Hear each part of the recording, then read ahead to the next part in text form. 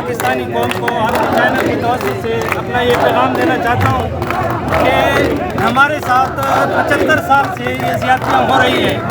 ہم نے لیاقت علی خان کو کھویا پنڈی میں، جیجکو میں کھویا ہم نے لیاقت علی خان کو، اور اس کے بعد ہم نے بے نظیر کو کھویا اسی جیجکو میں، اور آج ہم عمران خان کو کھونے نہیں دیں گے کسی بھی صورت.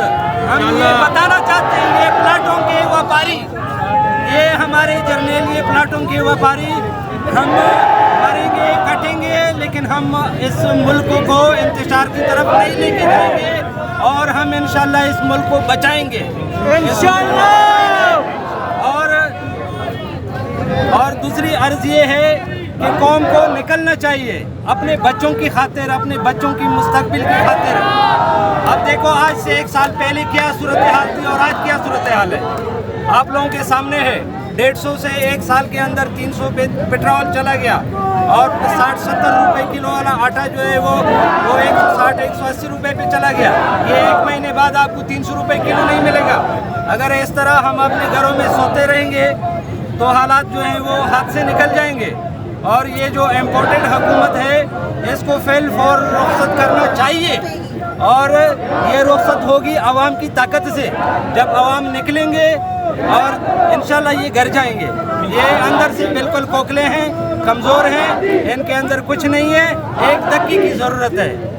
عمران خان ہر بات پہ قائل ہے، وہ ایک لیڈر ہے، وہ بات کرنے والوں کے ساتھ بات کرے گا.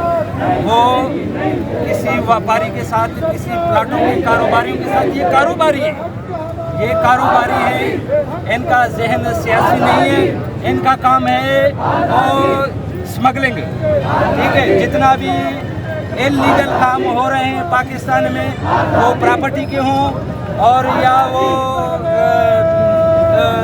جو بھی منا، یہ سارا یہ کام جانتے ہیں، یہ دھندا جانتے ہیں. یہ 2.5 لاکھ بھی یقین رکھنے والے لوگ نہیں ہیں.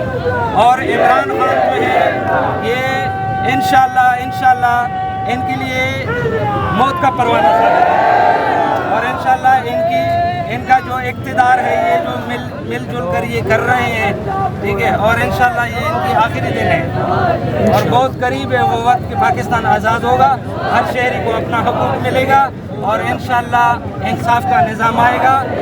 اور اس کے علاوہ اس ملک کا کوئی سروائیو کرنے کا کوئی جو ہے وہ راستہ نہیں ہے. گزارش کر رہا ہوں میں، یہ سندھی کے نام پہ، بھاجا کے نام پہ، پٹھان کے نام پہ، یہ ہمیں ان لوگوں نے ہی تقسیم کیا. ہم ایسا نہیں تھا یہ ملک. بھائی محمد علی جناح کو